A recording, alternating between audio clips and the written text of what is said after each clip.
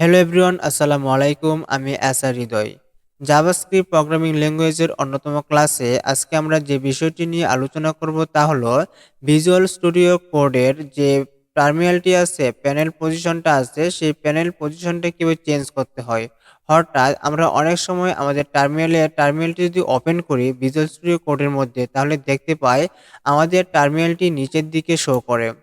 আমাদের এই প্যানেলের অবস্থান যদি পরিবর্তন করতে চাই, হঠাৎ এখন আমরা দেখতে পাচ্ছি নিচের দিকে আছে। এখন যদি আমরা চাই আমাদের এই প্যানেলটির অবস্থান পরিবর্তন করে সেটাকে নিয়ে আসবো আমরা রাইট সাইডে, তাহলে আমরা তাও করতে পারি। এখন প্রশ্ন হলো, এই যে পজিশন পরিবর্তন করা সেটা কিভাবে সম্ভব, কিভাবে করতে হয়। এখন যদি আমরা আমাদের মাউসের কার্সর পয়েন্টারটা যদি এই যে প্যানেলটি আছে, টার্মিনালটি আছে, তার উপর দিকে রেখে যদি আমরা মাউসের রাইট বাটন ক্লিক করি, তাহলে দেখতে পারবো এখন অনেকগুলো অপশন শো করতেছে। তার মধ্যে একটি হলো প্যানেল পজিশন। এই প্যানেল পজিশন অপশনের উপর যদি আমরা মাউসের কার্সর পয়েন্টারটা রেখে যদি রেখে দিই, তাহলে দেখতে পারবো রাইট সাইডে অনেকগুলো অপশন শো করতেছে। তার মধ্যে একটি হলো রাইট অপশন। এখন যদি আমরা এই রাইট অপশনে ক্লিক করি, তাহলে আমাদের প্যানেলের পজিশন কি চেঞ্জ হয়ে যাবে। হঠাৎ বটম থেকে এখন আমাদের প্যানেলের পজিশন হয়ে গেছে রাইট সাইডে। এখন আমরা যদি আবার চাই আমাদের প্যানেলের পজিশন চেঞ্জ করব, হঠাৎ যদি রাইট সাইড থেকে যদি আমরা লেফট সাইডে নিয়ে আসতে চাই, ঠিক একইভাবে আমাদেরকে মাউসের কার্সর পয়েন্টারটা উপর দিকে রেখে যদি আমরা মাউসের রাইট বাটনে ক্লিক করি, তাহলে দেখতে পারবো ঠিক আগের মতো প্যানেল পজিশন।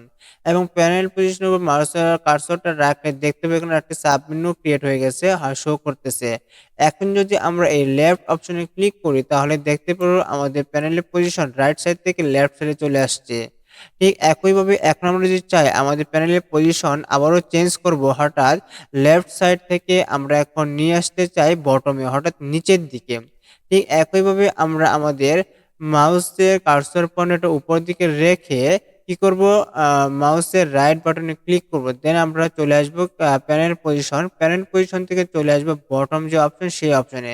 এখন এই বটম অপশনে আমরা একটা ক্লিক করব, ক্লিক করার সাথে সাথে আমরা দেখতে পাচ্ছি আমাদের প্যানেলের পজিশন আবারও চেঞ্জ হয়ে গেছে। হঠাৎ লেফট সাইড থেকে এখন আমাদের প্যানেলের পজিশন অর্থাৎ টার্মিনালের অবস্থান নিচের দিকে চলে আসছে। ঠিক একইভাবে আপনারা চাইলে আপনার মেশিনে যে ভিজুয়াল স্টুডিও কোড ইনস্টল করা আছে, তার মধ্যে যে টার্মিনালটি আছে সেই টার্মিনালটি আমার দেখানোর মতে আপনারাও তার পজিশন চেঞ্জ করতে পারবেন।